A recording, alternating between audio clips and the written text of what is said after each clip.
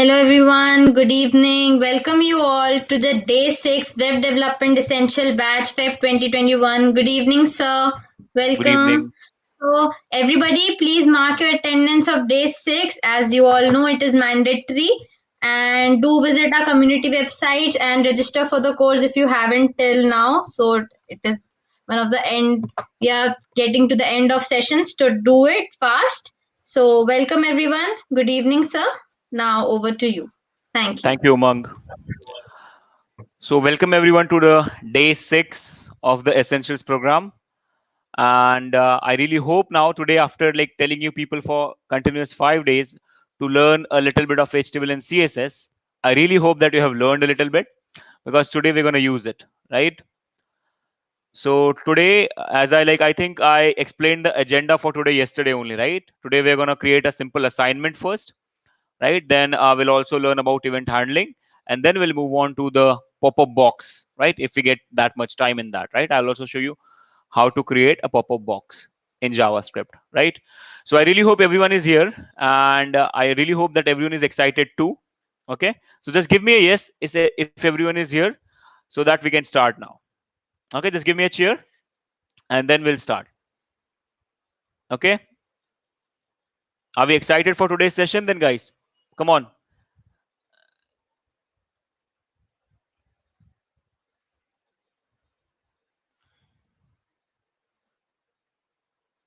That's great. So I've started getting yeses from people now. Cool. Okay, then let's start. So let's continue where we left yesterday. So see, now let's just recap the things a bit. Like in just 2 minutes, let's recap everything so that we can understand what did we complete and what we have to do today, right? So yesterday we completed how to fetch elements using class name, using ID, using tag name. I really hope everyone has understood that, right? Then we also understood that class name and tag name will return you arrays, right? Return you array of element, and in the same case id will not return an array, it will directly give you the element, right? And the main purpose is to get to the element. So if you're getting an array, you have to like get the element by index, right? And if you're fetching the element by id, you'll directly get the element, right? So now we know how to get the element.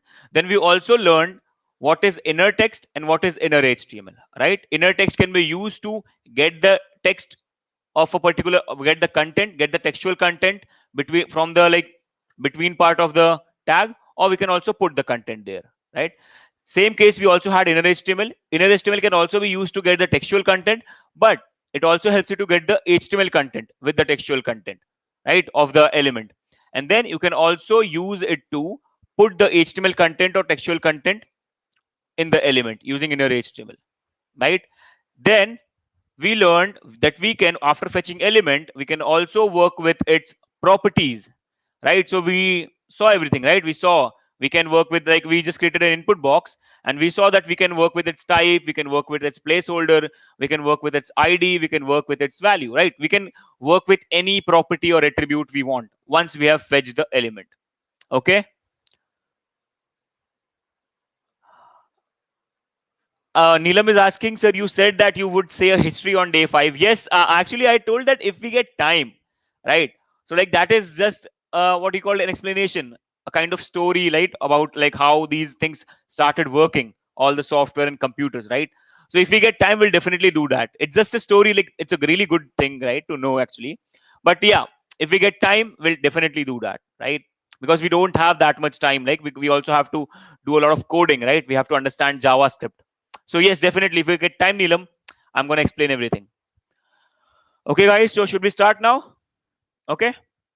So now we know how to fetch elements. We know how to work with inner text and inner HTML, and we know that we can work with any of the properties of the element once we fetch the element, any of the properties of the tag, right?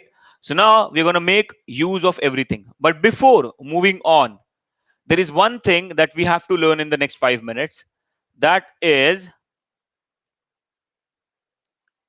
right? We have to learn something new today first before moving on to everything. How to create your own functions. This is the thing that we have to learn today. how to create your own functions. Now again, when we start any topic, the first thing that we do is we try to understand the definition, because all the answer about that thing, all the explanation about that thing is hidden inside the definition. That's why whenever we want to learn something, we first try to understand the definition. So now let's also see what exactly is a function, because till now we have used it, right? We have already used a lot of functions. We have used console.logs log function, right? We have used that. So now today we're going to see how to create our own functions. Till now we have only used the inbuilt functions, the functions that were already made. Today we're going to create our own functions. But before that, let's try to understand what functions are. So now just hear me out. Functions are nothing but a block of statement. That is all. Functions are nothing but a block of statement which may or may not have a name. That's all. They can have a name, or depending on the requirements, they also sometimes don't have any name, right? So functions are nothing but a block of code that may or may not have a name depending on the requirements. Now see, when I say a block of code, it's very easy to understand, right? We know we create a block in programming using curly braces, right? This is how we create block. Okay, this is how we create block, right? Simple. If we want to write a if statement, we also create a block in that. If I want to write a loop statement, we also create a block in that, right? So functions are also nothing but a block of code, right? So what you do is, as I said, it can be named or it can be unnamed, right? Now what exactly is the difference? Because see, if I write a if statement, it is also holding a block of code. If I write a looping statement, right, it is also holding a block of code, right? I hope you understand this. It is also having a block of code. So function is also, what do you call it, a block of code. But as I said, it can be named or unnamed. That basically means mostly you give a name to it, right? So let's say I give this function a name of abc, right? Now this is a block of code where I can write n number of lines of code, just like I can write it in if, just like I can write it in loop. I can also write it here. Is that clear? So I can just say, okay, fine, we have a console.log. Then we can also have one more console.log. We can also have one more console.log, right? We can have n number of lines of code. Now, what exactly a function does, what it provides us. Remember, when you create a function, functions are not executed by default. They will never be executed by default. For example, see, if this code starts executing, see, please try to understand. If this code starts to execute, this if block will be executed. This loop will be executed. But this function that I have created will not be executed. Functions are not executed by default, right? If you want to execute a function, you have to make a call. You have to call a function. You have to say to the program that, okay, I want to execute this function. You have to make a call. And for that reason, you give a name to the function.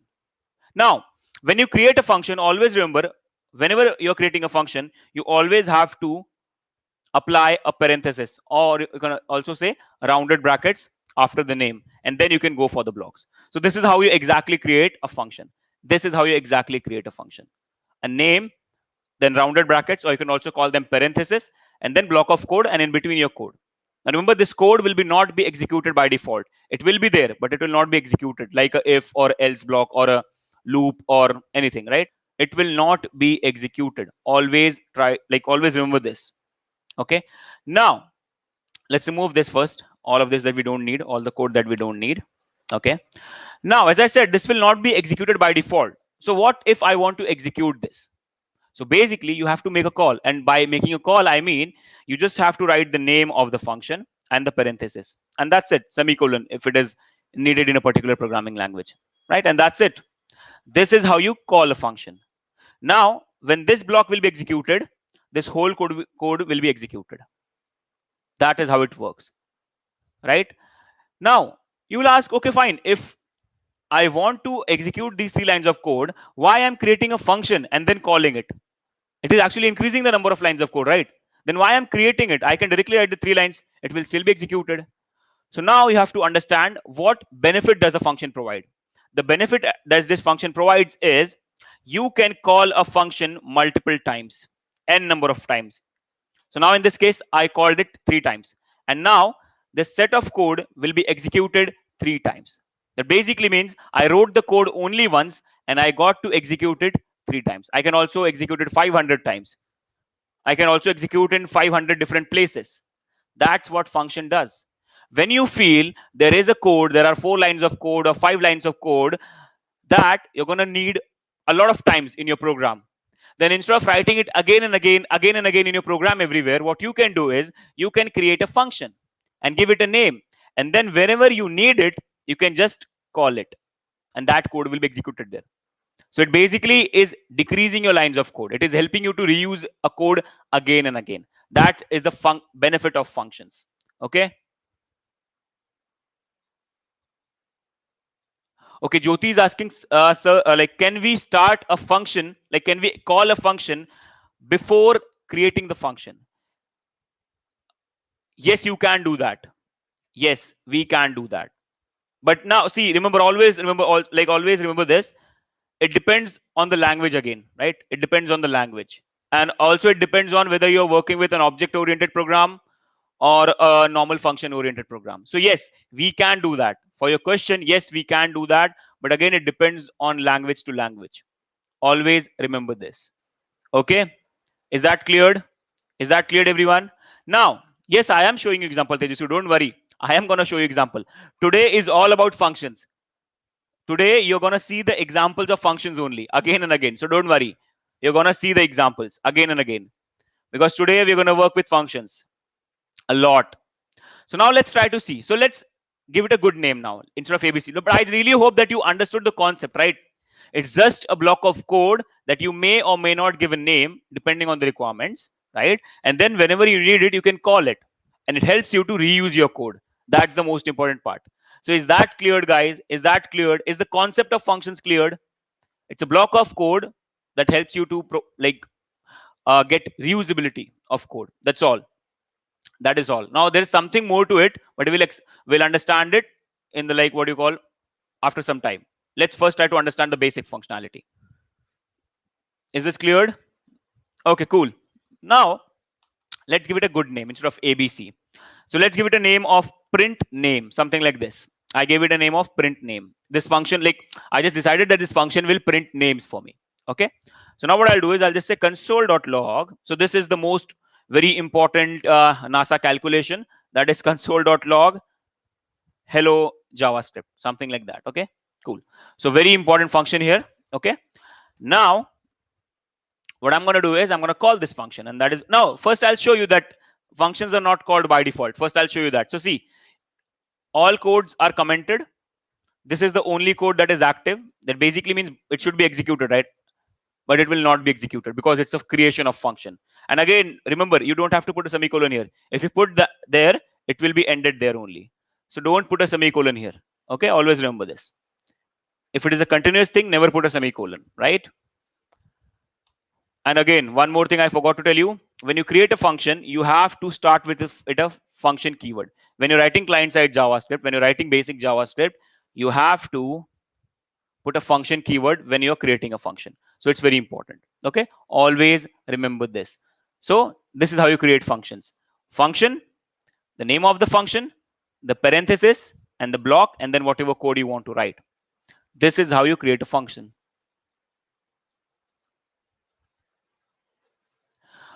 Manju is asking, sir, we can change the text directly in the array or object. Then why do we change it using inner text? See, Manju, now this is very important.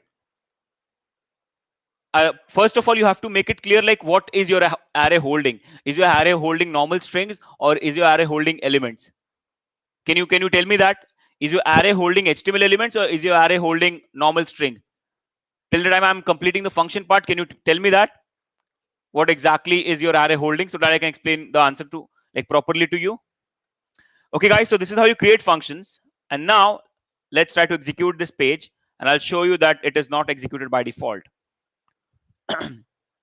So copy file path, and I'll get a browser for you. Here we go. And I'll just paste it. So we know that is just a console.log. So let's see. Let's see.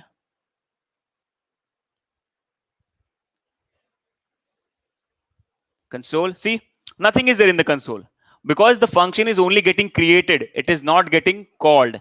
That is important, right? You have to call it to execute. So let's do it. Let's make a call to the function. So calling is very simple, right? You just have to go on and write the name. So print name, and that's it. Done. Save it. And now I'll see. Here we go. Hello JavaScript, right? The important code. Again, we can call it again.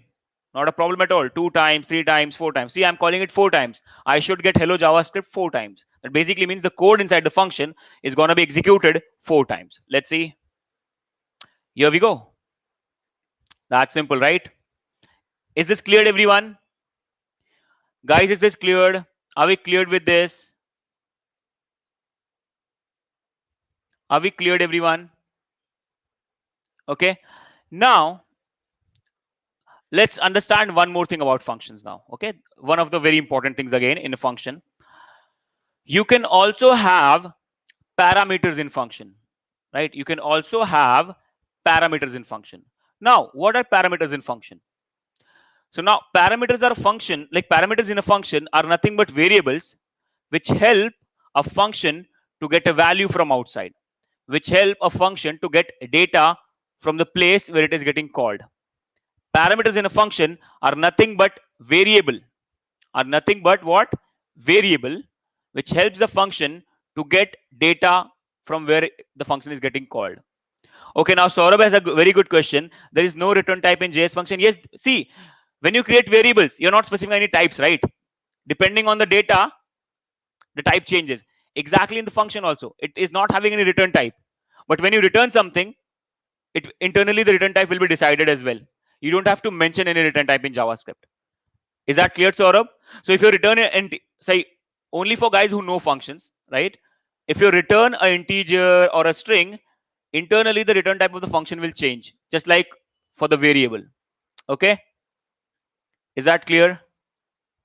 Okay, now I think Lakshmi is answering for Manju here. Okay, normal string. See, so if it is having normal strings, then if you want to, like, we use inner text to change the content of an HTML element, right?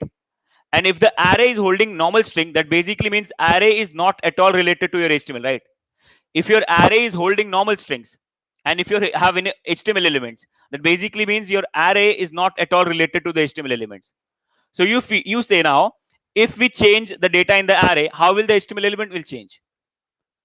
If I want to change the data inside HTML element, I have to go for inner text or inner HTML. It's that simple. If I do anything in the array, if the array is not at all related to the element, if I do anything in the array, nothing will change. Okay, but if the array is holding the HTML element, then yes, I have to take out the HTML element and I'll still have to do inner text and inner HTML. So yes, if your array is just a string array, and if I do anything in that, nothing will happen to the HTML element.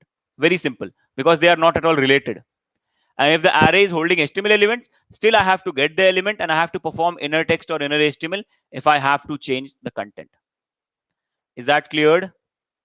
Is that cleared, Lakshmi? Is that clear, Manju? Okay. So if you have an element, you have to perform inner text or inner HTML to change the content. That is the property that holds that value. So that is the property you have to use to change it. Okay. Now, as we were talking about parameters, so let's just understand it again step by step. Parameters are nothing but variables. First thing, parameters are nothing but variables which help the function to get a data from outside, from where the function is getting called. See, you'll understand. Parameters are always created inside parentheses, the rounded brackets. So wherever you're creating the function, you have to create parameters there only inside the bracket. And as I said, parameters are nothing but variables. So you can just go on, okay, I can create a variable here. So let's say I create a variable named name. So name is a variable. And you have to understand that I can use this name variable inside my function. We can use this name variable normally inside my function anywhere. This name variable can be used inside this function only anywhere, right? Anywhere but inside this function only. So when you create a variable inside the parenthesis, in the parenthesis, that is known as a parameter, right? Now, when you call a function, when you call a function, now remember always, when a function is having a parameter, that basically means from wherever you call a function, you have to pass a value for that parameter variable, right? So this is a parameter variable name. I have to pass a value from wherever I'm calling the function. So I can say Saurabh. So now what will happen? This is the value that I'm passing for this parameter variable, and internally I'm printing it. So basically, if I say print name Saurabh, this function will be called. This name variable will have what? Saurabh, and then console.log name that will print Saurabh. That's it. So this thing is the value that I'm passing for this parameter variable. So the value that you pass for a parameter is also known as argument, right? It's not like very mandatory to remember it. It's not like you have to remember it always, but it's a good to know thing. You should always know. The variables that are created inside parentheses are known as parameter, and the value that you pass for that parameter is known as argument. Okay, that's it. I hope, Nikhil, your doubt is clear now. I hope you understood what is the difference between parameter and argument now, right? Right? Because yes, why I explained like this parameter and argument in like this manner, because I wanted everyone to know the difference also. What is the difference between parameter and argument? Because what happens in a lot of time, even it was happening with me when I started programming, I always used to like call everything parameter. I used to think argument is nothing in this case. Name is also parameter. This Saurabh is also parameter. After learning a lot, I understood that this is argument and that is a parameter. So that was when I was like when I started programming. Okay. So I really hope now everyone has understood it. Now let's see if this function is printing my name. Is if this function is printing Saurabh on the console. Let's see. Here we go. And now the best part about this is we can also do this. We can call it again. And now we can pass anything else like, okay, Thor, something like this. Here we go. Call twice. Once it is printing Saurabh and once it is printing Thor. Now, you can also have multiple parameters in a function. And that's very easy to create. Just go in the parenthesis, in the brackets, put a comma, and let's say create one more variable. That's it. That's it. And now if you have to pass value for argument or value for planet also, same sequence. You remember in the argument list, you have to follow the same sequence. Always remember this. If you want to pass proper values, you have to follow the same sequence. Okay. So my first should be the name if I want to print a name, and second should be my planet like this. Sequence is very important. Always remember, sequence is very, very important. Yes, notebook, we can use loop inside a function. Why not? As I said, right? See, when I said about the definition of functions, I told you, right? Function is nothing but a block of code. So function is going to have a block of code inside it. That basically means it is going to have normal code. It can be anything. It can be a if statement. It can be a loop. It can be anything. Okay. No, normally there is no limit actually. There is no limit. You can pass like n number of it. It's fine. There is no limit actually. There will be a limit, but no one has ever reached it. There may be a limit, right? But no one knows. You can pass 100 parameters. It's fine. You're never gonna need 100 parameters. Like I'm programming like from last 5 years, and I still like have only passed around 10 to 15 or 20 parameters max, right? Only if it is needed, right? So that's how it works. So yes, there is no limit to it actually. Okay, so now I can just go on and I can say, okay, one more console.log, and I can also print the planet.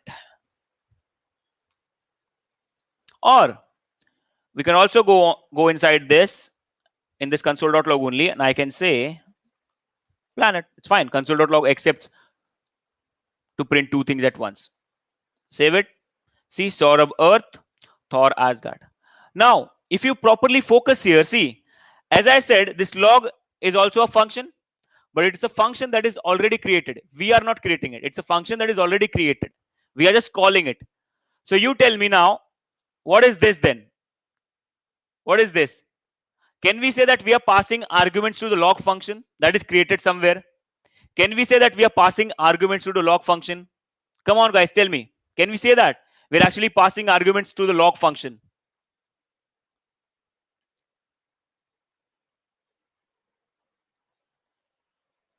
Come on, guys, tell me. Can we say that we are passing arguments to the log function?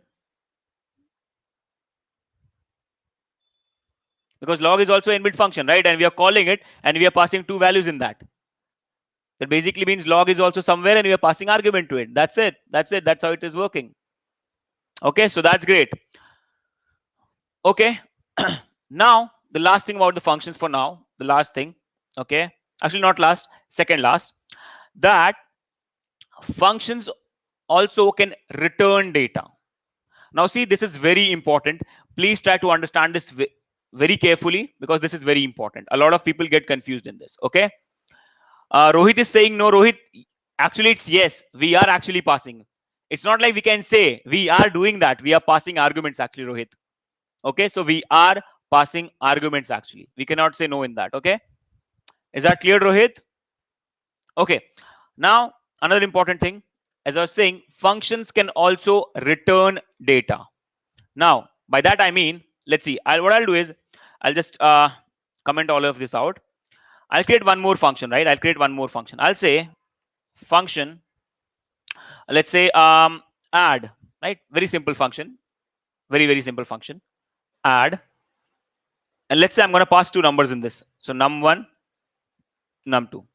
And what this function is going to do is we'll have a variable in this, and I'll say it is holding res result, that is num1 plus num2. Don't worry, this is just for example. We're going to create much more complicated functions today. Okay, so don't worry, we are just creating these functions for sake of understanding. Once we understand this, we are never going to do all of this stuff again, normal addition and everything. Yeah, if needed we are going to do it. Okay, now see, very important now, I have a function add which has two parameters, and inside the function I'm adding them and storing it in a result variable. Now one thing I can do is I can just print it and I'll still get the number, right? I can just print the result, and I can say I want to call the add function and I'll pass 2345. So basically I'm passing 23, that will go inside num1, and 45 that will go inside num2. I'm adding 23 plus 45, getting the result and printing it here. Okay, cool. Save it. Amazing, we're getting 68. But what if I don't want to print it inside the function? What I want here is wherever I'm calling the function, I want the result there at that place. Right now I'm calling it just down below the function. Let's say function is in some different page and I'm calling the function in some different page. Yes, that can happen, right? Function is in some different page and I'm calling the function in some different page or in some different function, and I need the addition there, I need the result there. So I need my result here. I don't want to print it, I need my result here wherever add is getting called. So in that case, what I can do, I can say the function, okay, I want you to return the result back. I want you to return the result back. Yes, Nikhil, yes, it will show error. Exactly, it will. If you have two parameters and if you only pass one argument, it will show error. Yes. So if you have, like, we have two parameters in this case, and if you only pass one argument, it will show error. Okay. Now see, please focus everyone. Now I'm saying, okay, this function will return the result. Now, when a function returns some data, that basically means wherever I'm calling the function, that call is going to emit the data. It's going to give you the data back. The call is going to give you the data. It is going to give you the data at that place only. To confirm, let's console.log this function itself. Now remember, we are not console.logging the function. We are saying console.log add 23 and 45. It is going to call the function, add it, and then whatever is it is emitting, whatever is getting returned, this console.log will print that. That we know, right? See, as I said, it is returning the result. That basically means this function that is getting called here is going to emit the data. It's going to give you the data back. So whatever data it is giving back, I'm just printing that, and that's it. That's how it's done. So that is what is the meaning of return some data. So when a function returns some data, so wherever the function is getting called, at that place only, that call statement returns or emits the data, and you can use it. You can normally print it. Let's see if it is still working. Here we go. If needed, see, if it is returning, right? It is returning. What we can do is, if needed, we can also store it in a variable. var ans, like this. So this function is going to return the result, it's going to emit the result, and whatever answer or return or like result it is giving us back, emitting, I'm storing it in the answer variable, and I can simply print the answer variable. That's it. This is what returning means. So this function is returning data. So wherever I'm calling it, that call statement is going to return or emit the data. So whatever data that is emitting or returning, I'm storing it in the variable. I can directly print it, or I can also store it in a variable. So I stored it, and then I can use it anywhere. I can print it. I can again add it somewhere. I can do anything now.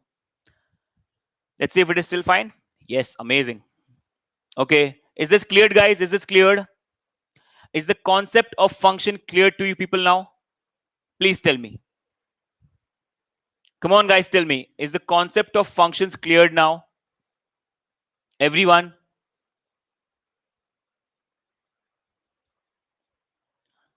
So this was all, like there are few more things about functions like default parameters, everything. I'm not explaining it just now, right? I'll explain you if we get that much time for that like functions thing, right? Because we're not going to need default parameters.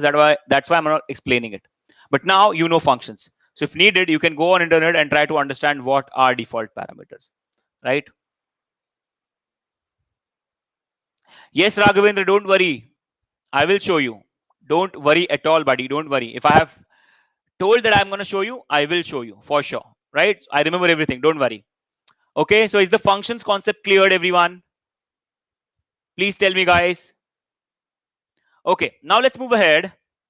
So now functions is cleared, and remember we can write any code in functions, any code that we want, and parameters if you need them. If you don't need them, you don't have to write any parameters. Okay, so now let's comment all of this out. Now let's do one more thing. Now what we are doing here is, focus everyone. Now what we are doing here is we are creating a function and we are calling it just down there. So we are creating a function and we are calling it just down there. What if I want to call my function on a button or on some HTML element? How can I do that? Saurabh is asking how to do typecasting in JS as we have only where. See, first of all, you have like okay, I'll show you. See, there are few constructors that will help you typecast. Yes, there are. See, there is a number constructor that will help you to convert a string into number. This is something you have. And there are again some numeric functions and also some what you call mathematical functions that will help you in that. Just for you to know, there is a number function, there is a number, actually it's a constructor by default available that will help you to convert string to number, right? So this is one of it. Okay, and don't worry, in the future course I'll also tell you what are different things. Okay, so this is one of it. This is one of them. I just showed you that this is one of it that you can use. Okay, if I like start explaining everything about the basics again, then I will lose time on and like that we have for the important stuff, right? Okay, is that clear, Saurabh? Rohit is asking what is the difference between global and local variable. Okay, that is very simple now. Don't worry, I'll explain you. Just wait a minute. Let's go a little deep into the functions. That I'll also explain you what is the difference between global and local variable. Okay, cool. Okay, guys, now everyone focus, please. Focus back here. Okay. Now, what if I want to call a function on an HTML element? Basically, what I'm saying here is, let's say I have a function, and Rohit, don't worry, I have your doubt. I'll explain you what is the difference between local and global. Just wait a minute. Okay, guys, focus back. So we have a function. Let's say again, the function is nothing but print name. Okay, cool. A function is print name, and it is just printing what do you call JavaScript, right? So now a function that is just printing JavaScript. That is just printing JavaScript. Okay. Now, if I want to call this function, I can just go on and call it here. But as I said, I don't want to call the function directly here. Now, I don't want to call the function directly here. So what I want to learn here is, what if I have a button in my HTML page? what if I have a button on my HTML page that says click? Okay. And what I want to do is, if I click on this button, then that function should be called. That is something I want to perform. When I click on this button, then that function should be called. So let's see how to do it. So almost all the elements in HTML have few properties that will help you to do this. So there is a property named on click. There's a property named on click. Almost all the HTML elements have these properties. So there is a property named on click, and then you just put double quotes and you can directly write your function here, whatever you want to call it. So my function name is what? Print name, and I can directly do it here. That's it. But remember, your JS and HTML page should be linked, right? Always remember this. And this is what you can do. On click, in the double quotes, write the function name. See, this was the function name, right? Same thing. But I said, okay, call this function on click of this button. So on click is a property that is available to all the HTML elements, not only for the button. It can also work with tables. It can also work with images. It can work with anyone. Okay. Save it. And now let's see. Click, and here we go. Click, click, click. See, I can call it as many times as I want on click of this button. Is this cleared, everyone? Is this cleared? Is this cleared? Everyone, is this cleared? Tejasu, you cannot write on click in JS page, but yes, there is a way by which you can actually get this button element on in your JS. First, you have to fetch the button element, and then you can call the print name on that button element. That will also work. Yes, but we have a way. Yes, we have a way if we want to do that, right? But for that, we have to fetch this button element into the JS page by its ID or by its class name. Once we get the button, then we have to associate the print name function to it, and then also it can be called. So if I don't want to use this on click here, I can still do it using JS, but that is a process, right? This is the easiest thing for now. Okay, cool. Is that cleared, everyone? Is that cleared? If we get time, I'll also show you that, because we only have today's session and the Monday's session, right? So I want to actually show you by creating few things, right? So, and again, if you come to me with in the advanced course, I'm going to show you everything, all that things that you're asking here, right? I would have told you right now only, but it's just we don't have that much time. Okay. Now, guys, one more thing for functions now. Actually, two more, but let's talk about the first one, the very important. Now, this is one of the most important topics in JavaScript. One of the most important topics. Focus now. See, whenever you call a function like this, okay, now in this case, see, in this case, we are actually performing an event. When you perform anything on the HTML elements, either you click or scroll or swipe or do anything, that thing is known as event. That thing is known as a event. Always remember this. That thing is known as a event. So this click that I'm performing on this button is an event. So I'm performing a click event. This is called as an event. When you perform, when you do any action on the elements on the web, that thing is known as an event. Okay, so this click here is an event, and this button here is a event handler, because that is the thing that you're performing the event on. So this button is the event handler. So the thing that I'm performing is the event, the click event, and the button on which I'm performing it, that is the event handler. Always remember this. The button in this case is the event handler. And when I click on the button, right, the button handles the event because it is the event handler, and then it calls print name. It calls print name, right? It calls what? Print name. So this print name is the event listener, because when you perform the event, this is the thing that is getting called. That basically means this is the thing that is listening to your event. Okay, now I have to execute. So anything that executes on your event, that is the event listener. So this function here is the event listener. It is listening to your event. If you perform the event, it will be executed. It will be called. So it is listening to your event.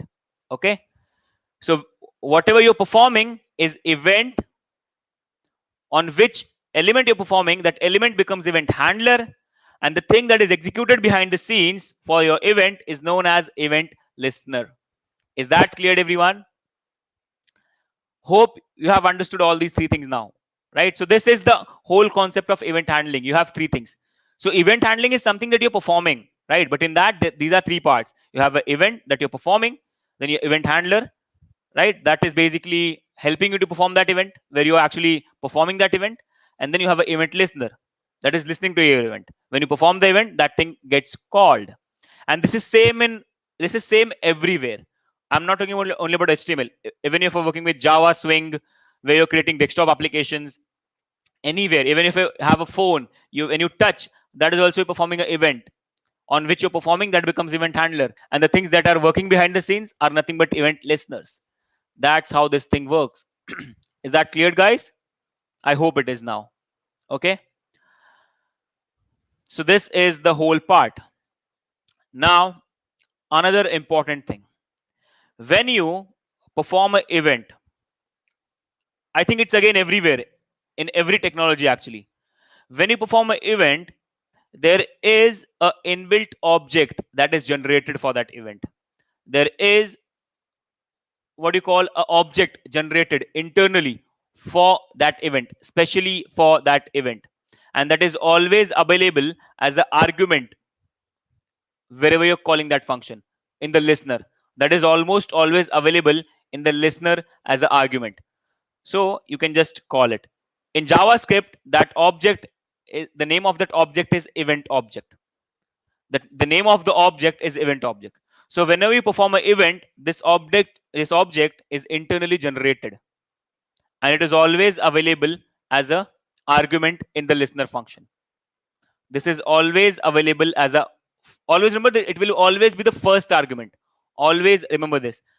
Event object is always available as the first argument. Always remember this. Is this cleared? Misha, we are not even talking about data validation till now. Okay. So yes, data validation is something that you can perform using JavaScript. That is just the work that you perform, right? But right now we are not even talking about it. Okay. And one more thing, guys. I have heard this. A lot of people think that JavaScript is used for data validation. That is one thing that you can do, but that is not everything that you can do. JavaScript is much more than that. Okay. So don't ever think that JavaScript is used for form validation. Don't ever think that. Okay. It's just one thing that you can do using JavaScript. Okay. Is that clear, guys? So in JavaScript, the name of the event object is event, and this will be the only name. You cannot write anything else for this. You cannot write E, you cannot write T. You have to write event, and it is always available as the first parameter for the first argument to your listener. It will always be available.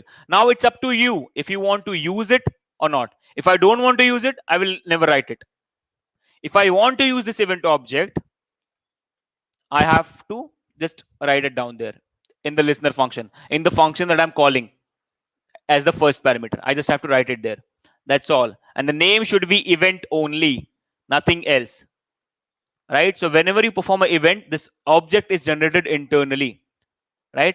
And now, in a normal way now, if you're passing an argument, you have to have a what?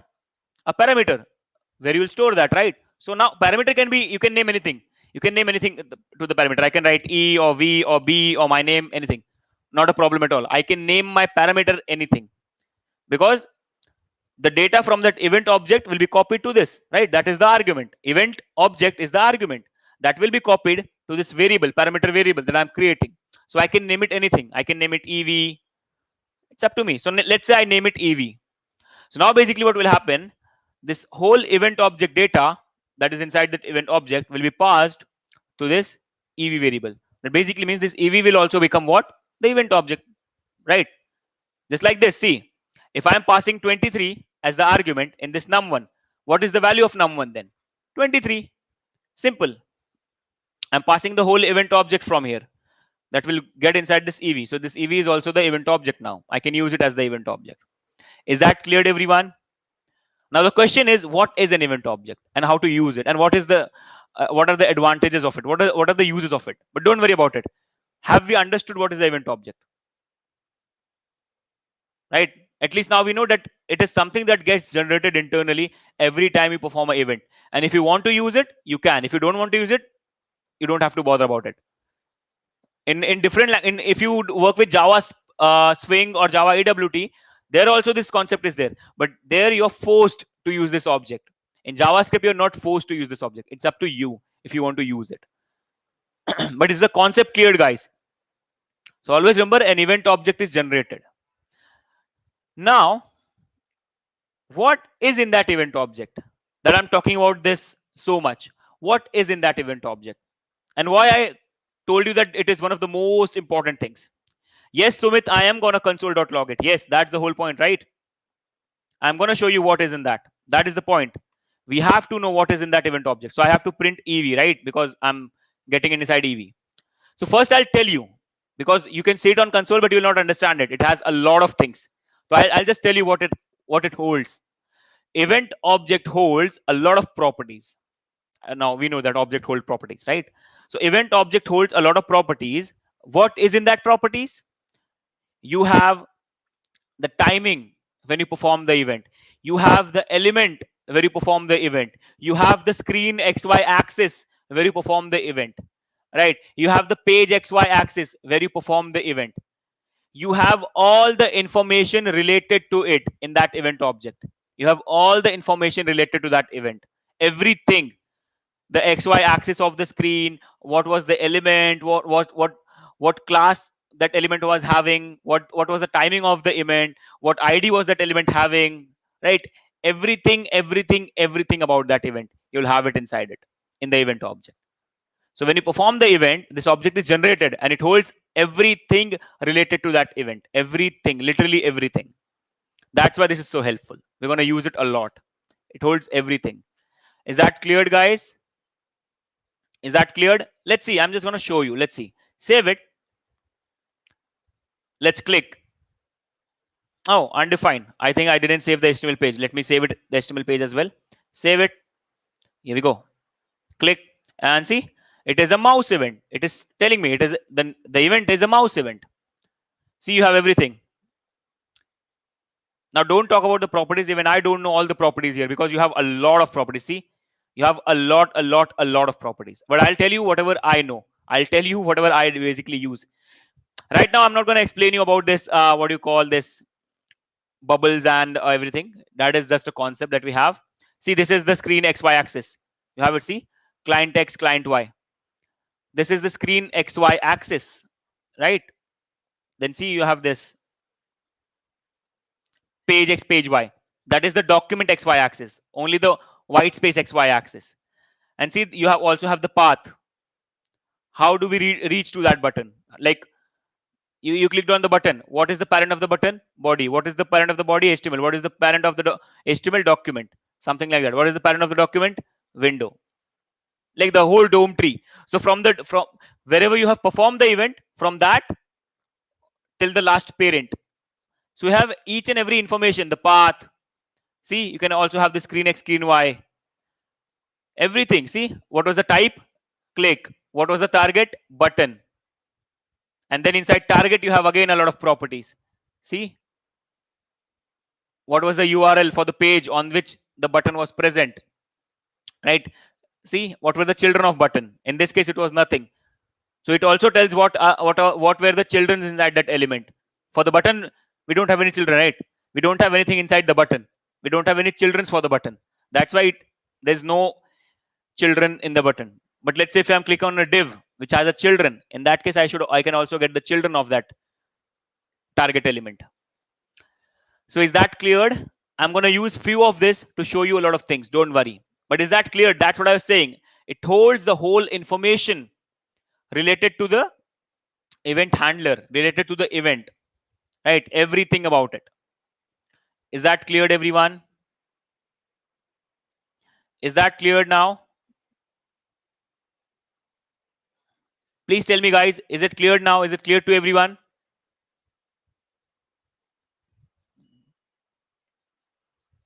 Come on, guys, I'm still waiting for your answer. Is everything cleared here? Okay, so always remember, when you're passing it as an argument, it should be the first parameter. Second thing, it should be only named event, nothing else. EVENT, event, that's all, nothing else. Here, for a parameter, you can name anything. It's totally fine. Okay, nothing matters in this case. And again, if you want to use it, you can. If you don't want to use it, just remove it. It's totally fine. So it's up to us. I'm going to use it in some in the next lecture. So for now, I'm just removing it. I'm not going to use it.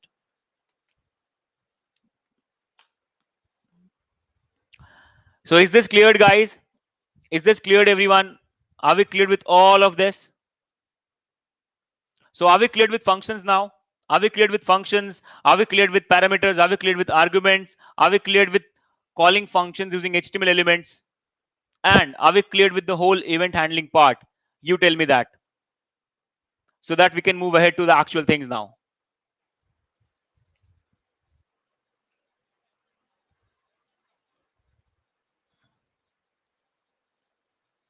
Come on, guys, tell me, because we have to move ahead now, right? Now we have understood all the basics for event handling and functions. Now we can actually move ahead. Okay, so let's do something now. Now, as I said, inside the function, you can do anything, right? Inside the function, you can do anything. You can also write the fetching element code, document.get elements by ID or class name. You can do that. Let's see if we can do that. So let's create an input just above the button. Okay. Let's give it an ID of INP. Let's say we get a placeholder of enter data, right?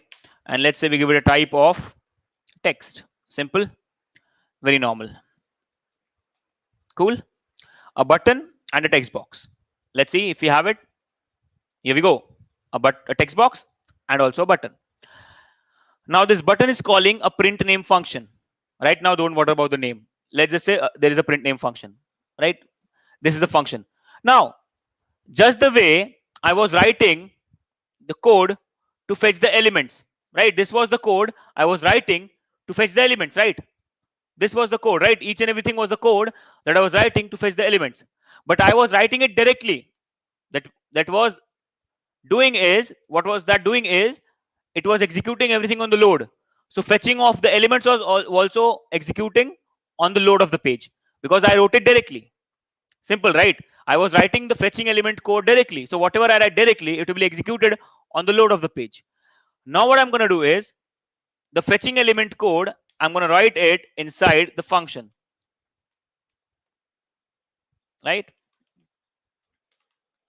So document.get element by ID, INP. Simple, right? Very simple, right? I just wrote the same code inside the function. Now basically means this fetching element code will be executed only when the function is called. And this function is getting called on what? On this button. So once I click the button, this element, INP element, will be fetched. And now you tell me, I'm fetching the element by ID. I will get element or an array. You tell me, is this ELE directly the element or an array? Come on, guys. This ELE is directly the element or an array? And also tell me, okay, first tell me if it is an element or an array. I just want to know if you remember everything from yesterday. Okay, I need few more answers. I got one from Saurabh. It's an element, he's saying. Few more answers, guys. Come on. Okay, now everyone is saying element. That is great. You have understood. When you fetch element by ID, that means you're going to get the element directly, right? Now, if I have got the element directly, that means I can start working on it, right? If I have got the element directly, right? The main aim was to get the element. So if I get array, I will access the element using index. If I'm directly getting the element, that's it. I'm getting the element. Now, the important part was getting the element. Now we have got the element. That basically means I can directly start working on it. That basically means I can directly start working on it, right? So let's do it. I want to see this ELE is holding what? Is holding this whole input element. right? And I want to see this elements type in the console. What should I write here? I want to see the value of type property in the console. What can I write here? Focus on the question. I want to see the value of the type property, that I know that it is a text. Here we know that the type property's value is text, but I want to see it in the console. So what code can I write here in the console.log? Because I want to see the type of the input element. What can I write, guys? Come on, tell me, everyone. And that's great. I have started getting answers. I'm not going to tell the answer. I'll just see it. I think everyone can see it, right? No, you don't have type of notebook. Type of is used for variables, for strings and numbers, right? Okay, cool. I can write ele dot type. Notebook, please focus. I think you didn't what you call attended yesterday's lecture. In this case, the type was this type property I was talking about. I was not talking about the data type of a variable. I was talking about this type property, right? So this is it. ele ele was what? The element, the variable that was holding my element. That means the actual element. And then I got the type property from it. Okay, so everyone, I think everyone has told here element dot type. That's great. A lot of people are having type constructor. How, from where is that coming from, Sabya? We don't have a type constructor, right? I just want, see, don't confuse it with a type, variable type. It's just a type property. Just like we have a placeholder property or we have an ID property, we also have a type property. That's it. Let's see if we can see the type now. Let's see. Click. Here we go. Text. See, we got the property. Now, what was the attribute that actually works with the value that I put inside the text box? What is the attribute that actually helps us to get the value that I put inside this? Come on, guys, tell me. What property of the input tag helps us to get the value that I write inside the text box? Do we have a property for that? What is the property? Tell me, guys, come on. Saurabh, placeholder is not the value, right? Placeholder is this, buddy, this enter data. Please, guys, focus on the question. When you hear the question, you don't have to answer directly. I am waiting for you. Take a 1 minute and try to understand what I'm saying. Right? Okay, notebook. See, again, you didn't attend yesterday's lecture, right? Inner HTML only works with tags who are not empty, which have opening and closing both properly, and in between we have content like p and div and h1. Input tag is an empty tag. It is never going to have inner HTML or inner text. Now see, yesterday I showed you that there is a value attribute also available in input tag that actually creates the value for you. That actually creates the value for you, right? The value. Always remember, guys, value and placeholder are two different things. Even if you can see placeholder is just a data that you can see till the time we don't have value. Once we have value, placeholder goes away. So placeholder and value are two different things. Always remember this, right? Always remember this. So this is placeholder. If I say I want to fetch placeholder, then I'll write element.placeholder. That will give me this enter data, because the value of placeholder is what? Enter data. But we know when I want to work with the value, when I say value, please understand that's not placeholder. That is the actual value. So value is held by the value attribute.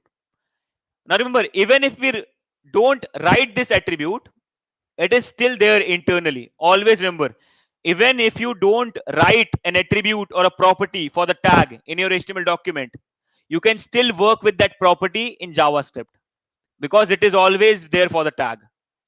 It's just you have not written it. Internally, it is there. So always remember, even if you don't think like this, okay, only the properties that I have wrote here, I can work within JavaScript. It's not like that. Even if you don't write any properties here, you can work with all these properties in JavaScript and it will still work. So it does not matter whether you're writing the properties here or not in the HTML document. So don't ever think like, okay, I have written ID placeholder and type, then that means I can only work with ID placeholder and type. Okay, I think a lot of people from you might be having this confusion. Okay, don't think like this. Okay, so now see, I don't have the value attribute here, but value attribute will still work. So if I want to get the value of the text box, I'll use ele, that is the element that is holding the input element, dot its value, and that's it, done. So see, first of all, there's no value in the input box. So if I click, there's blank. Say if I click, I'm just getting blank because I don't have anything in the text box. Let's do one thing. Let's write something like Saurabh. Now there is a value in the text box. And now if I click on the button, here we go. I got the value. So people who were asking how to get input data in JavaScript, how to get input data in HTML, this is how you do it. Now we are getting input data, right?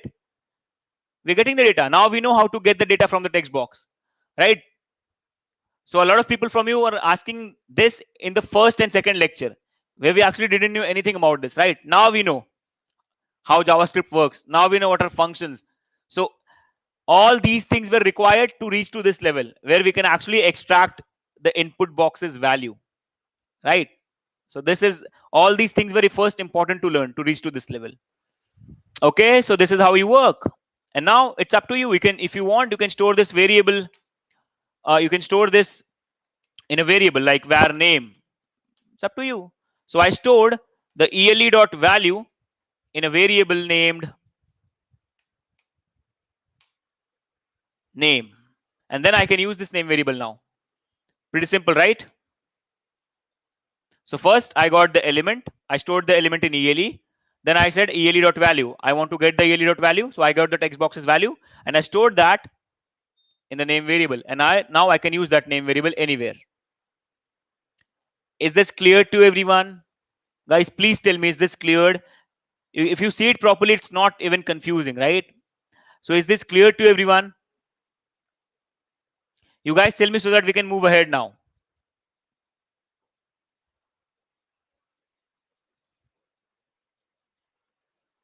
Come on, guys, is this clear to everyone?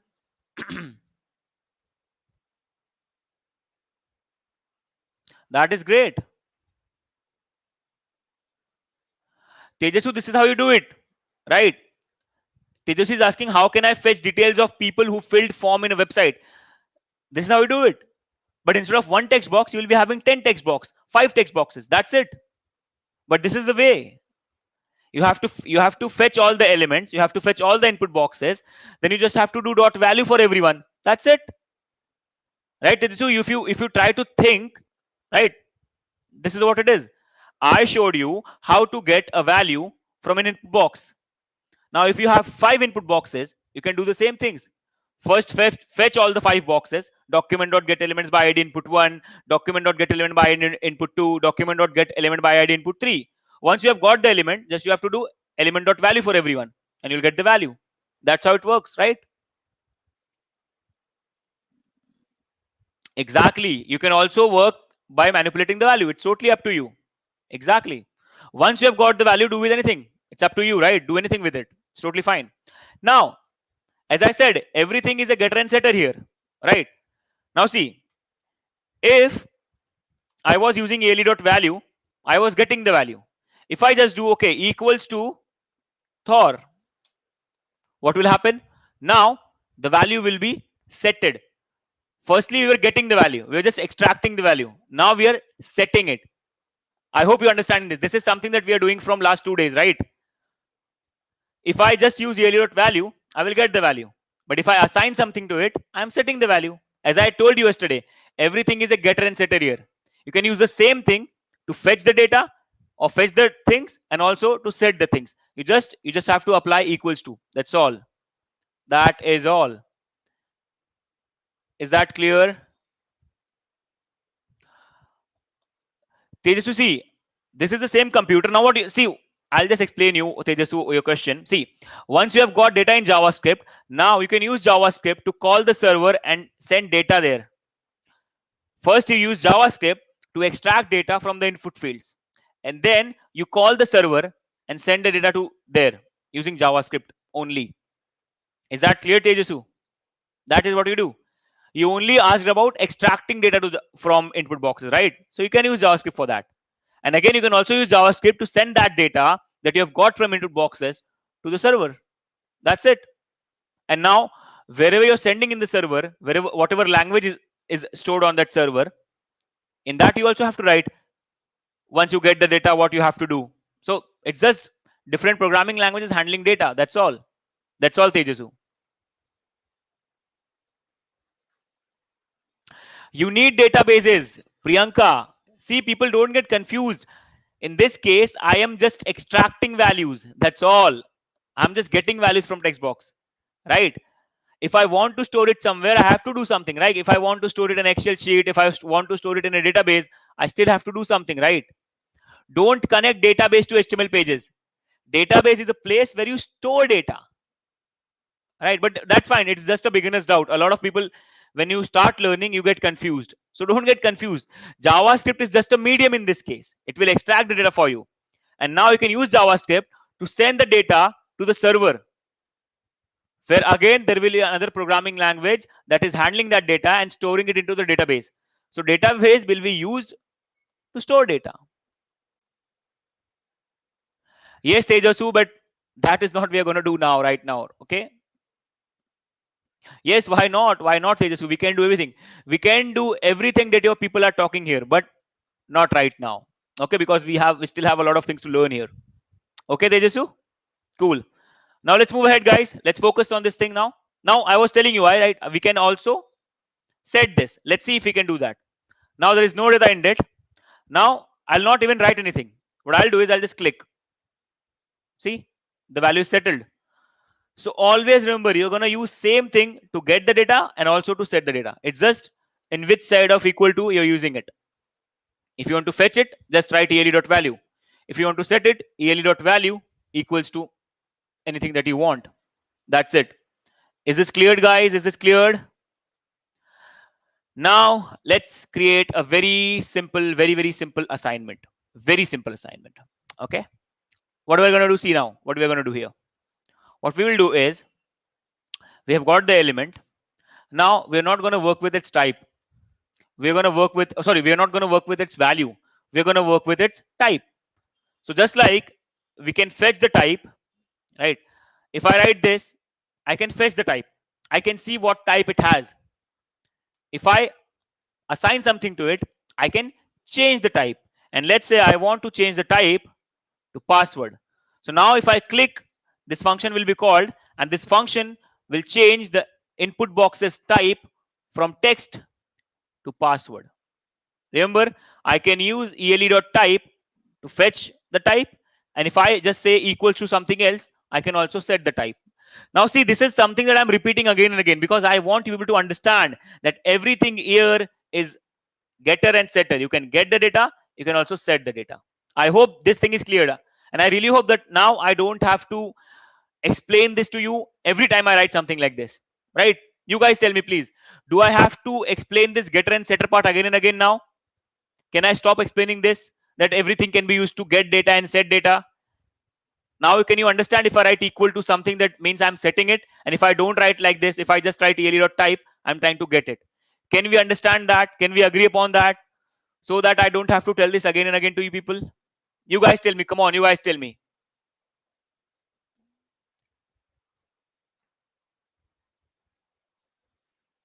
Can I stop showing that? Can I stop saying that this is a getter and this is a setter?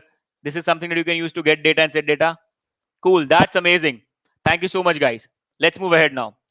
So now on click of the button, the type of the input element will change to password. Let's see. And again, if I want to see the type changing, I have to first write some data, right? So see, let's write Saurabh. Now you can see the by default type of the text box is text. That's why I can see Saurabh. Let's click on the button. That is doing what? That is calling a function that is changing the type of the text box to password. Let's see. And here we go. Done. We clicked on the button and the type was changed to password. Amazing. Is that cleared? Is that cleared, everyone? Is that cleared? Cool. Now let's make it a lot better now, because see, now it is converted to password and we cannot do anything. Now it is converted to password and we cannot do anything. Let's make it more better. So now let's name this function hide password. Let's name this function hide password instead of what you call print name. And let's create one more function that is show password. And now if I want to show the password, I just have to change the type again back to text. So now I have two functions. In the hide password function, I get the element and change the type to password. And the show password function, I get the element and change the type to text so that I can see the password. That's it. And now what I'll do is I'll make the default type of the element to password. So now by default, it will be password. See, by default, it is password. And now I also have two functions. Right? If I call hide password, it will be converted to password. If I call show password, it will be converted to text. That means I can see the data. Now let's do one thing. Let's call them properly. Now I'm not going to perform on click. No on click. What I'm going to do is I'll say on mouse down. On mouse down, I'm going to call show password. And what show password is doing, it is converting the input type box to text. That means I can see the text.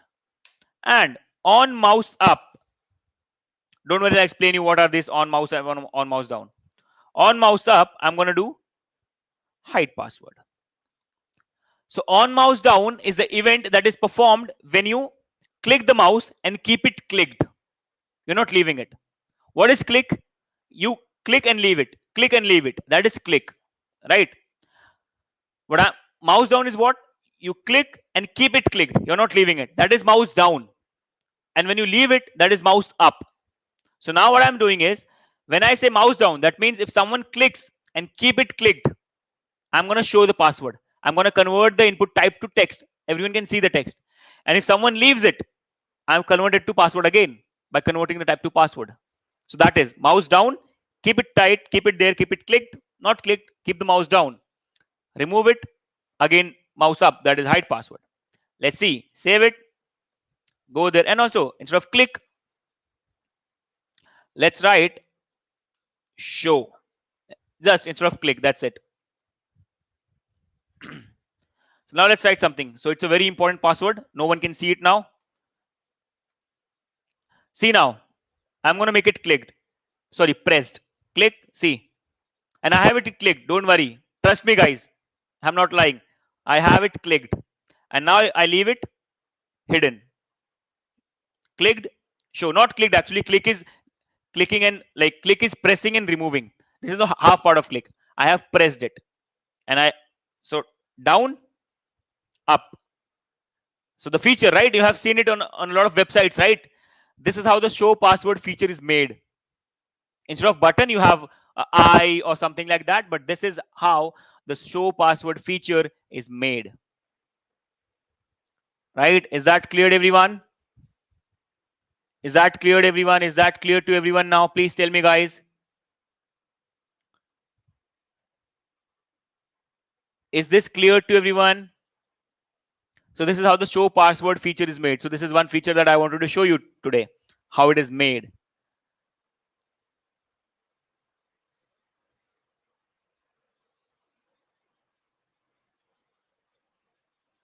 Okay. So I hope it is cleared now. I really hope that this all thing is cleared now. Okay. Now let's move ahead. And so now we know how to work with the content of an element by using inner text and inner HTML. We also know how to work with properties of element. Now let's move ahead and see how to work with styling of an element, how to manipulate or change or fetch styling of an element. Let's see that. So let's create a div here. Okay. And let's give it a class name. Sorry, not class. I just have to write class.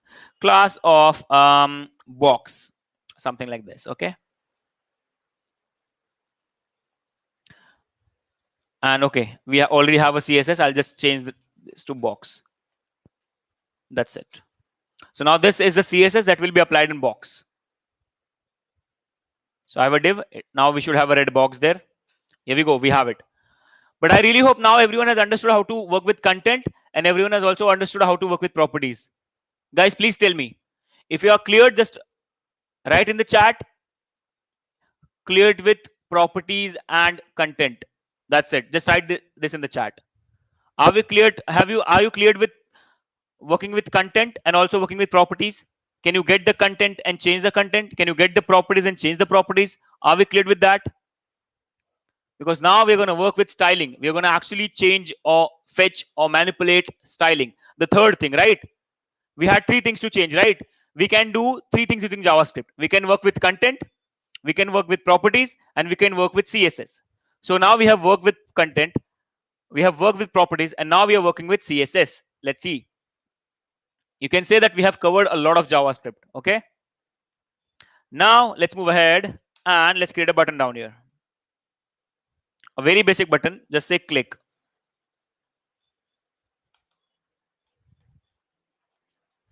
Now again, a question is coming to you.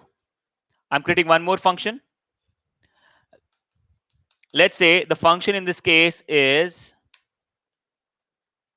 increase height. It's the function. Okay. This is the function increase height. Cool. I want to fetch the element, and this is my element, which is having a class box. What do I have to write to fetch this element? You guys tell me. What do I have to write to fetch this element? Okay, I'll do it for you. I'll do it.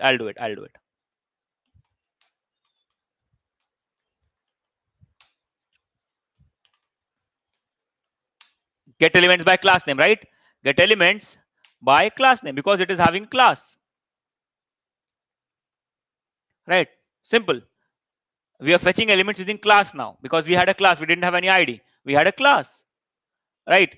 Now you guys tell me, in this case, what is this ELE? Or let's not limit ELE, let's limit box. What is this box? Is it an array or is it an element? Is this box an array or an element? Can I work on it directly or do I have to fetch the element from it? Is it an array or an element? You guys tell me.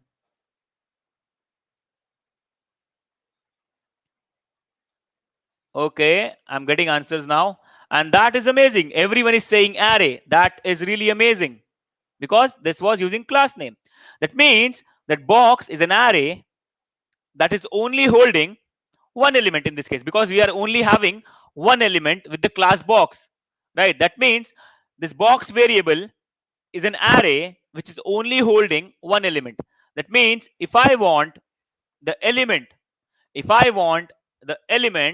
I have to write box of 0. Box is not an element. I cannot go and write box dot anything. Box is not an element. Box is an array. Remember, you can write inner HTML, inner text, or properties only on elements, not on arrays. So I cannot write box dot inner HTML in this case. Remember, I cannot write box dot inner HTML because box is an array. It is not having any inner HTML property. I can write this if I write box of 0 because box of 0 is an element. Box is an array, and on the 0th index of that array, we have an element. And on that we can write. We know that the element is on the 0th index for sure because we only have one element with the class box. That means in that array there is only one element and that will be for sure on the 0th index. So we don't have to think in this case. Okay, but now, so now box of 0, we have got the element. We have got the element. Remember, now we can do anything. We can do inner text, we can do inner HTML, whatever we can perform on this ELE, we can perform on this box of 0. It's just depending on the element. We cannot do box dot type, box of 0 dot type, because div, it is a div, it is not an input box, right? It is not having any type or placeholder, right? But now we want to work with its style. So to work with the style of an element, what you do is dot style. That is what you write. Very simple. Dot style. That's it. Okay. So element, once you've got the element, and now it does not matter. This box of 0 is an element. We can write dot style. This ELE was a direct element because we used it by ID. We fetched it by ID. So I can also write ELE dot style. So once you have fetched the element, you can write style. You can write style. So box of 0, that is the element dot style dot any CSS property. In this case, I want to increase the height. So I can write height equal to, remember height is a CSS property. Height is the CSS property. Then you can just go on and say, okay, I want to make it 400 pixel. And that's it. Increase height. That's it. So what did we do in the function? We fetched the element, and that was an array. Then we extracted the element from that array by writing box of 0, then dot style dot height equals to 400 pixel. And now let's call this function on the button that we created. On click, increase height. That's it. Is it clear, everyone? Yes, notebook. If it is a span, it will still be an array. Remember, get element by ID is the only thing in this case that will give you an element. All other things will give you an array. There is one more thing, that is query selector, but I'm not teaching that. But yes, someone was asking.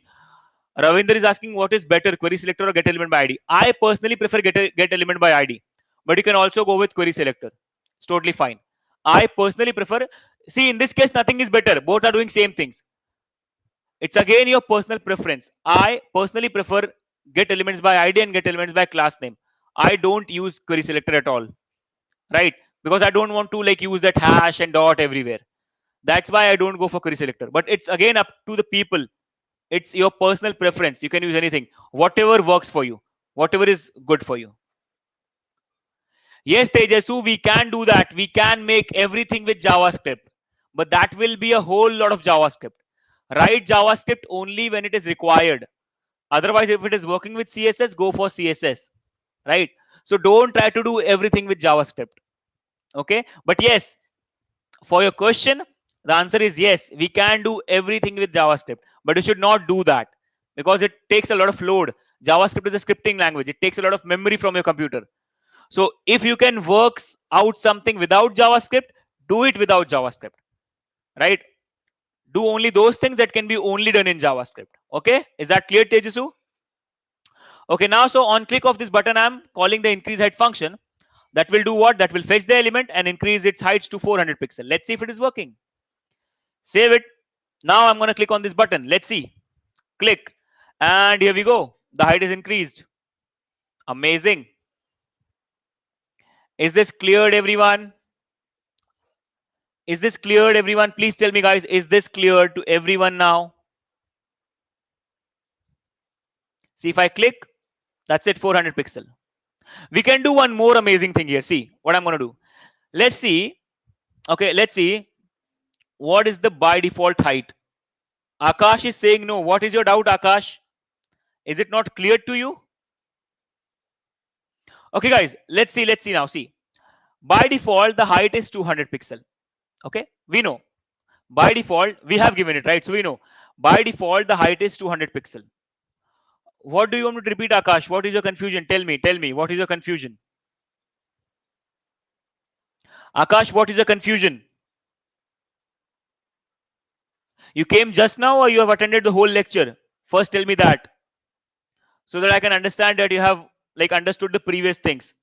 If you have not understood the previous thing or yesterday's thing, that you're not going to understand this. That's what I'm asking. Have you attended yesterday's lecture and today's lecture complete? Then only I'll solve it out. Otherwise, it's not worth solving because you have not attended. We don't even know what is this get element by class name and everything. So have you attended lectures? Please tell me because this is the first chat that I'm getting from you.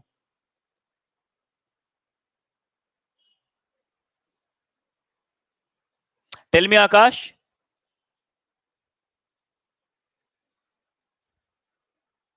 So is this the first time? Okay, then let's move on. So I'll suggest you one thing to understand all of this code. Please go on and watch yesterday's lecture.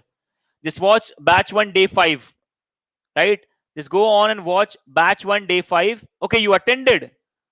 Then tell me what is your confusion. If you have attended, that's what I'm asking, right? Then why are you saying okay, sir?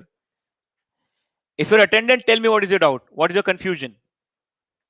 Okay, not a problem. I'll repeat it for you. I'll repeat it for you. See, what do we do here? What did we do? We first fetch the elements using class name box, but we knew that it will give an array, right? So we had created a box variable that is basically an array of elements.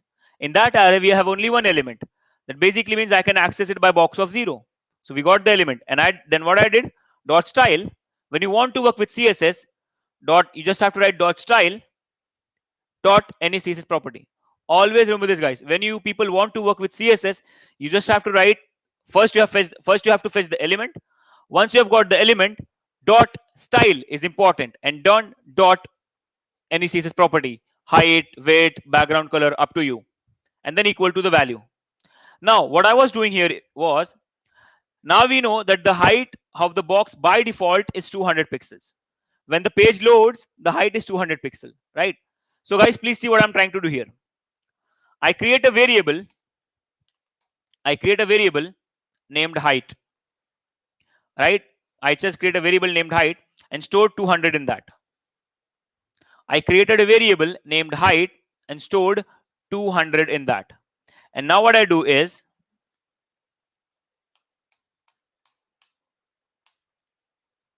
what I do here is, I say height equals to, oh, I just say height plus plus. Oh, not plus plus, plus equals to 10. So when the function is called, height, it was 200 at start, it will become 210, right? And then I'm applying this height variable. And also I have to write pixels. So plus, and then in the double quotes, I wrote pixels. Concatenating string and variable, right? This is a string and this is a variable. So now see what will happen. Initially, the value of height variable, or instead of height, just so that you don't get confused, I'll name it h, because there is a lot of height and height everywhere. So let's name it h so that you don't get confused, because it's just a variable. So now see what I'm doing here. We have a h variable and the initial value of it is 200. When the function will be called, first we will fetch the element, then we'll increase the h value by 10. That means initially it was 200 and now it became 210. In normal operator, right? We learned it in the first or second lecture. Plus equal to operator. It will increase the number by 10. So the height will become 210. And then I'm saying the element's height should become h. That is 210. That's it. So basically when I click it, the height will become 210. What if I again click it? If I again click it, because the value of height was 210, now it will be again increased by 10. So now the value will become 220. And now again I'll change the height from 210 to 220. So basically now every time if I click on the button, the height will increase by 10 pixels every time. That's it. That's what I want to do here. Save it, see it. And also I'll do one thing. I'll just console.log the value of h so that you can see the current value, what is going on. Yes, Leela, please ask. So I just printed. See, click, see, 210. See, you can also do something like this. Why not? So I'm basically increasing the height of the div by 10 every time. Is that cleared, everyone? Is this code clear to everyone? Is this code clear to everyone now? Please tell me, guys. Is this code clear to everyone?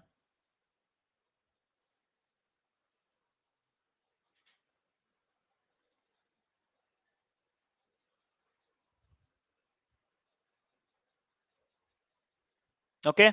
So this is something you can do.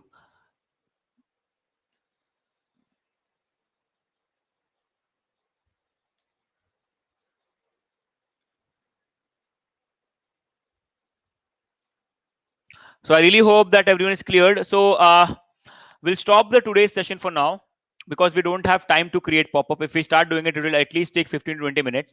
So we have to stop it for now. On Monday, I'm definitely going to create something beautiful for you. Now it can be a simple pop-up, or it can be even better than a pop-up on Monday, because Monday is the project section. I'm going to create something. And yes, Seema, pixel is necessary. Yes, I think someone asked it in the in the CSS lecture, right? When I was explaining CSS, is PX necessary? Yes. If you don't have a unit, then how it will be considered as a value? You should have a unit, right? Unit is very important, right? That's why I wrote PX. But PX was a string for JavaScript. For JavaScript, it was a string, right? Remember, for JavaScript, PX is just a string. That's why I have to put it inside double quotes. And H was a variable.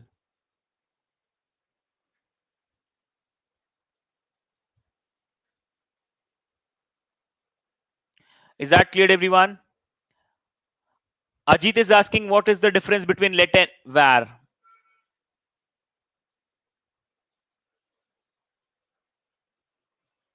I'm glad, Akshita. I'm really glad that you people liked it. I'm really glad, Akshita. Thank you for joining in. Okay, Leela is asking if we have two input boxes, one is quantity, another one is price. If we give quantity price, should we increase based on that quantity? How to achieve that by using it? Yes, that is very easy, Leela. That is very easy. Don't worry. In the project, I'm gonna do something like this. So you guys just have to wait till Monday. That's all. On Monday, I'm going to create like a project for you people using everything that we have learned, and all of this thing, right? How to get data from input boxes, how to work with variables, how to change something based on something else. Everything will be cleared on Monday. I'm going to create a very beautiful thing on Monday for you people. Is that cleared? Leela, don't worry. I'm going to do it. Sir, in general, okay, notebook is asked, sir, in generally some of my friend project in CSS file margin minus. Yes, it is correct. Yes, he can give margin in minus. That is correct. You cannot do it with height and width. Height and width never go in minus, but yes, margins go in minus. So yes, that is fine. Yes, notebook giving margin in negative, that is fine. So don't worry, guys. Hold your doubts about getting data from input boxes, a lot of input boxes, changing something based on something else. On Monday, I'm going to create a project. And in that, a lot of your doubts will be cleared because I'm going to create something. So don't worry about all that, right? So I really hope that you people enjoyed the session, guys. Okay, and I will see you on Monday. And I really hope everyone will be there. Okay, I want everyone on that day because I'm going to create a project. Okay. So, I hope you people enjoyed the session. So, everybody, please mark your attendances. If you haven't done that, please do it. Now, today we learned about how to create functions. We also learned about parameterized functions, how to return data from functions. We learned about the on click property and how to handle events. And we also did an amazing little assignment about the password, show password, hide passwords. We also learned about manipulation of styling elements. So this is all we covered today. I hope you all enjoyed the session. Hope to see you tomorrow. Not tomorrow, day after tomorrow on Monday, 15th. And that day will be the last day of our session. So be there, be present. And yeah, that's all from my side. Okay, guys. Bye bye. See you on Monday, everyone.